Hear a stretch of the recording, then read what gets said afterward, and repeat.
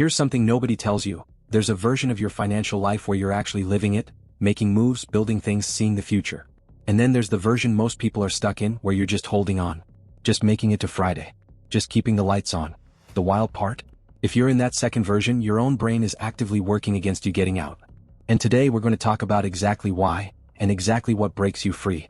Let's get precise about what we mean by financial survival mode, because it's not just being broke. It has 3 very specific features, and all 3 of them are happening in your brain, not your bank account. Feature 1, time collapse. When you're in survival mode, tomorrow might as well be science fiction. Your entire mental horizon shrinks to the next 48 hours. Not next month. Not next year. Wednesday's electric bill. Thursday's car payment. That's the whole world. Feature 2, permanent reaction stance. You are never getting ahead of anything. Every financial move you make is a response to something that already went wrong. You're not planning. You're patching. You're not building a firewall, you're sprinting toward the fire with a cup of water. Feature 3, mental tunnel vision. Here's the one that's going to hit different. When your brain is in scarcity mode, it literally narrows your field of attention. Like blinders on a racehorse. The immediate crisis is crystal clear. Everything else, job postings, savings windows, opportunities, goes invisible. Not blurry. Gone. And here's the part that matters. None of these are character flaws. These are survival adaptations. Your ancestors on the savannah didn't need a 5-year investment plan. They needed to find food by sundown. These brain features kept people alive for thousands of years. The problem is your rent doesn't resolve in 24 hours the way a food shortage did. The threat persists. And the crisis brain stays on, permanently, running emergency software in a situation that demands something totally different. Now here's the part that should genuinely disturb you. Survival mode doesn't just put you in a bad position. It actively sabotages your ability to escape. The state itself disables the tools you'd need to exit it. 5 specific ways. 1. Decision drain. People in survival mode make more micro-money decisions per day than anyone else. Gas now or wait? Shift this bill 3 days? Eat out or eat whatever's in the fridge? Every single one of those decisions costs mental fuel. So by the time a real opportunity shows up, a side gig, a raise conversation, a chance to set up auto savings, your tank is empty. You're running on fumes when you need to be running a strategy. 2. The tunnel effect. Researchers out of Harvard and Princeton documented this in a landmark study. Financial scarcity literally narrows your cognitive bandwidth. When your brain is laser-locked on the immediate threat, information outside that tunnel doesn't just get ignored, it genuinely doesn't register. You miss deadlines. You overlook job openings. You don't see the sale on the thing you need. The tunnel is protecting you from the immediate threat by making you blind to everything else. 3. Stress wrecks your hardware.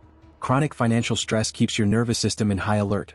Cortisol elevated, sleep disrupted, body burning energy just to maintain the anxiety. And here's the brutal irony. All of that makes you cognitively worse. You think slower. You decide worse. Scarcity makes you less capable of solving scarcity.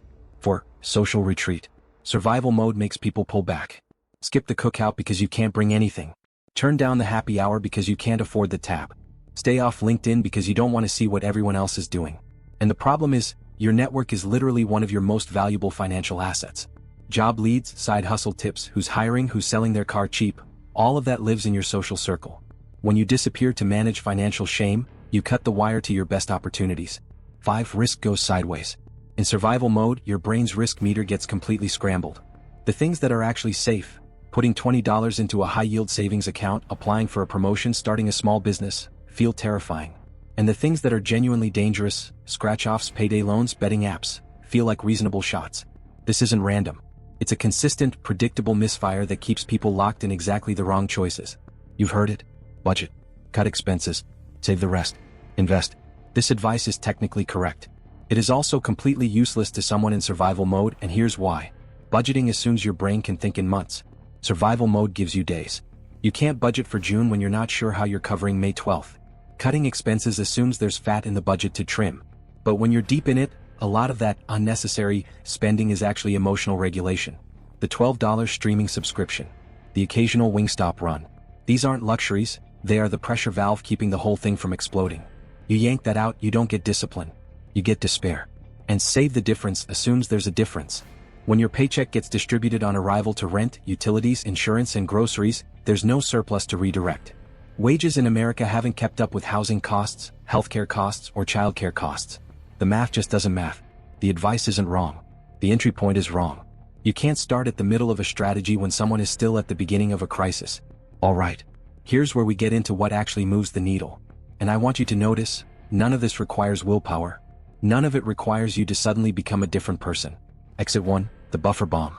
The most documented escape route out of survival mode is a one-time cash infusion large enough to interrupt the cycle. Tax refund, insurance settlement, bonus, birthday money from your grandma, whatever it is. Research from consumer financial watchdog groups shows that households that can hold a liquid cash buffer equal to 2 months of expenses see a 67% drop in financial stress markers within 90 days, and then critically, start showing more forward-looking financial behavior within 6 months. Here's the counterintuitive part, and this is important. Do not pay off debt first. Put the cash in a separate savings account. Don't touch it. That buffer is what reboots your brain. It's what lets the operating system run again. Once your brain is out of crisis mode, then you start knocking out debt from the surplus the buffer creates. The order matters. Exit 2, remove the loudest problem.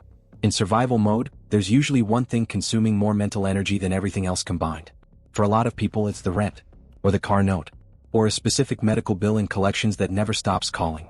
Eliminating or even significantly reducing that one thing, refinancing, negotiating a settlement, switching to a cheaper apartment even if it's a downgrade, produces psychological relief that's disproportionately large compared to the actual financial change, because it frees up the bandwidth that was being held hostage by that one dominant stressor. You don't have to solve everything. You have to quiet the loudest thing. Exit 3, automate everything you can. Survival mode works automatically. Your counter should too. Set up a $25 automatic transfer to savings.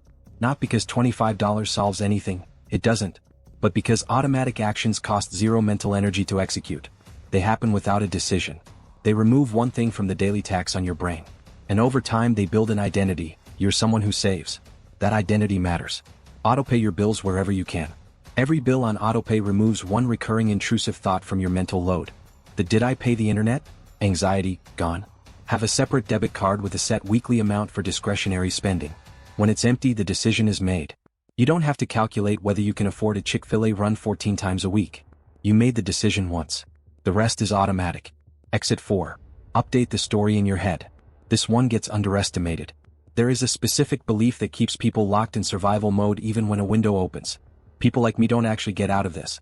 Research on financial behavior shows consistently that people who believe escape is possible for someone in their specific circumstances, not abstractly but for them with their income and their debt load and their city, take more financial action than people who don't, even when their actual financial situation is identical. The belief changes the behavior. And the belief isn't updated by motivation. It's updated by evidence. Specific stories, specific people, specific numbers of someone who looked like you and got out.